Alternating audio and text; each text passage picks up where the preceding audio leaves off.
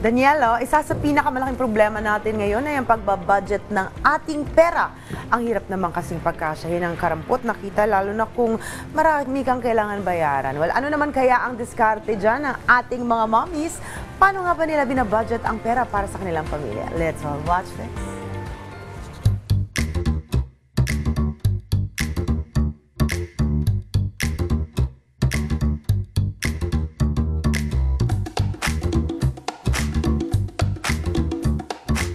Bini-breakdown ko muna yung mga needs kaysa yung sa wants. Tapos yung pag natira, may natira, yun doon na ibabudget ko para sa mga pagkain. Unahin ko muna yung mga grocery.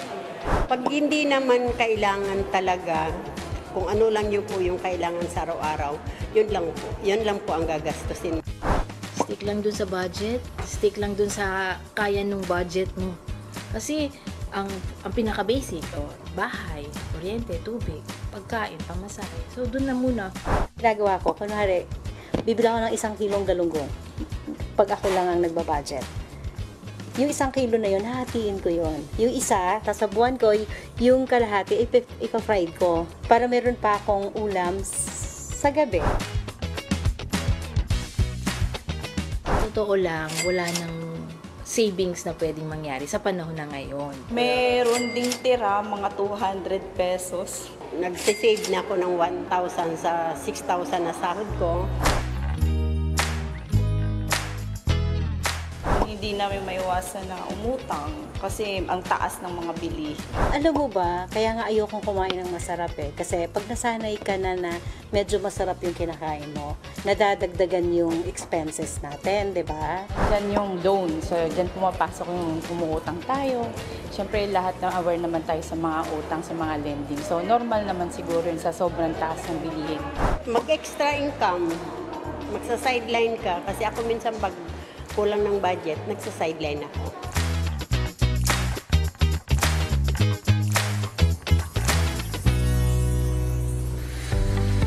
Ikaw, Daniel, paano ba mag-budget ng pera mo? Ako, nagbabudget ako ng pera sa sweldo. Lagi kong tinatabi yung una magtatabi muna ako and then tsaka ako gagastusin yung mga kailangan. Ganoon ako lagi. The best yung sinabi ni Elena kanina nung in-interview siya, di ba? Hindi na lang daw siya kakain ng masarap masyado dahil tataas yung expenses. Pero yung mga mami, no, kasi 'di ba sa bahay, talagang ako yung mami ko talagang parang siya accountant sa amin. Siya yung nag-monitor talaga ng mga gastos. Tama.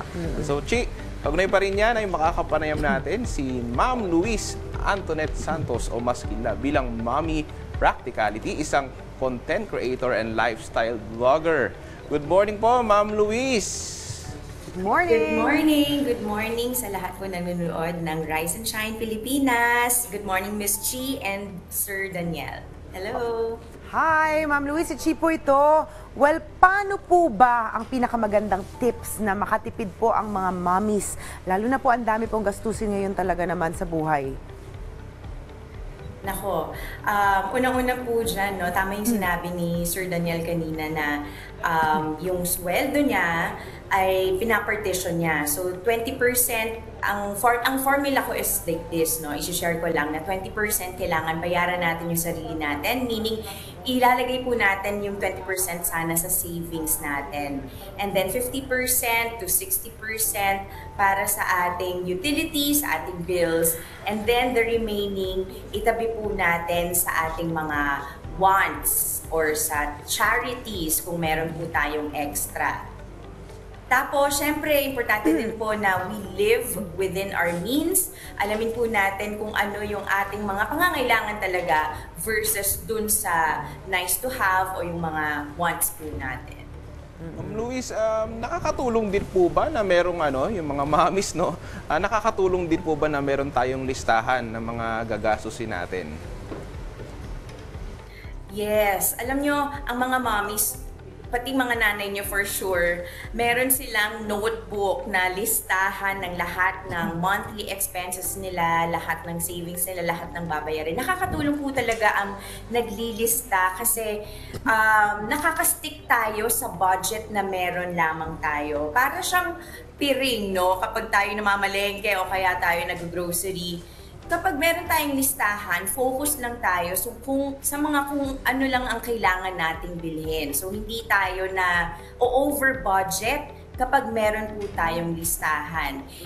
Even with menu planning, kapag meron po tayong listahan na ng recipe na ating lulutuin for the whole week, nakakatulong po yun na makatipid tayo and mag-stick po tayo sa ating budget. So ang mga nanay, mahilig talaga sa mga listahan yan para magkaroon din tayo ng discipline sa ating mga sarili and malaman din natin kung ano yung ating mga priorities. Okay, Ma'am Luis, in an ideal world, talaga pwede tayo maghati-hatiin natin ang ating pera, di ba? Pero paano yung sapat lang ang pera nila sa pang-araw-araw, pang-buwanan lang? Eh, di ba kailangan din save din tayo para sa ating emergency fund?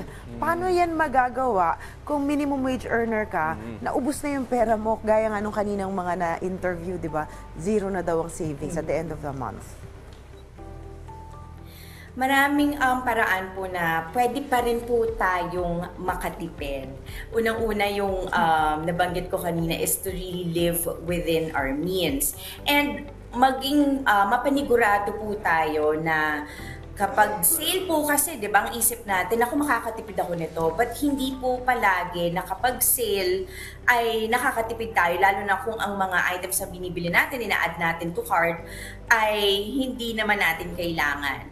So, sa pang-araw-araw po, no, pwede tayong makatipid sa kuryente, sa utilities natin. At the end of the month, kapag walang gulatan, kapag dadating na si Judith, yung ating hindi paboritong bisita sa ating mga monthly bills na dumadating. So, sa kuryente, kapag hindi natin kailangan, hindi natin ginagamit, patayin. Ang tubig, pati ganyan, pwedeng natin patayin. Pwede tayong mag-recycle. Pwede tayong, let's say, sa mga libro ng mga bata, mga notebooks, kung ano mga pwede pa po nating gamitin po natin. So, in that way, meron pa rin po tayo at meron pa rin po tayong maiisip na paraan para tayo makatipid. And also, kung meron po kayong time pa, mas maigi po na magkaroon tayo ng extra income from other sources. So, yun po palagi ko rin na sinasabi na you can even do a sideline. Pag kunyari meron kang trabaho, pwede ka rin magbenta online, pwede mo siyang gawin during weekends. Look within yourself kung ano po yung mga skills and talents na pwede nyong i-offer sa iba para magkaroon ng dagdag kita. Well, siguro yun na lang talaga, no? Pagkat medyo talagang kumbaga sagad ka na, magdagdag ka na lang ng income para mas may save ka. Kailangan may mga tawag doon, racketeers. Mga racket. Ma'am Luis, since nabanggit niyo po yung other income, may mga tips po ba kayo kung paano sila magkakaroon ng dagdag na pagkakakitaan ng hindi naisa sa alang-alang po yung oras sa pamilya? Unang-una po, no, lagi nating iisipin yung why or yung bakit tayo nagtatrabaho at bakit natin ginagawa yung mga bagay na ginagawa natin ay unang-una ay para sa ating pamilya. So, dun sa extra income or racket, pwede nyo naman po itong gawin after work or during commute ng work. O kaya during weekends, magtatabi lang po tayo ng oras para magawa ito. Pero priority pa rin natin ang ating mga anak. So, ang dami po natin ngayon na mga extra income na pwedeng gawin. Affiliate marketing, kung nalalaman nyo po yun, pwede po yun sa mga e-commerce sites. Pwede din po yun sa pagbebenta via commission, may dropshipping.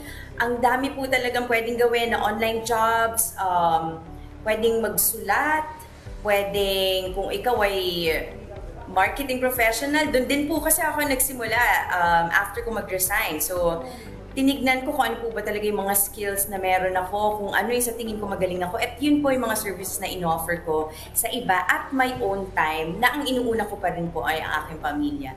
So lahat po naman ay posible nating gawin mga nanay. Naku, mga nanay talaga is very resourceful and ano talaga, lahat ng pwede natin gawin, gagawin natin para sa ating pamilya. Well, yan ang maganda kasi nga highly globalized ng ating mundo, Daniel. So, ang dami ng opportunities all over the world, di ba, na pwede natin makuha sa internet.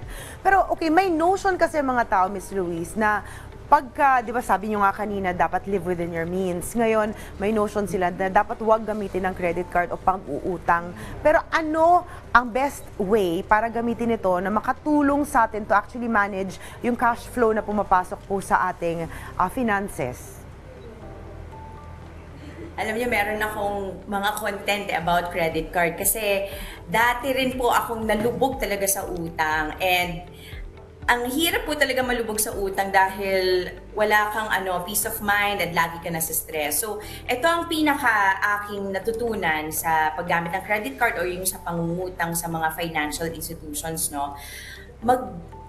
Maglista pa rin po tayo kung ano po yung ating kinakaskas sa credit. We need to list down kung ano-ano ang ito.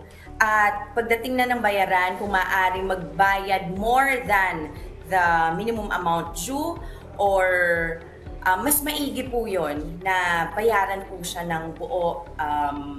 Also, ang sabi nga nila ay mas maiging magkaskas sa credit card kung ang pagkakaskasan mo o yung expense mo will let you earn more money. For example, gagamitin mo siya sa isang negosyo.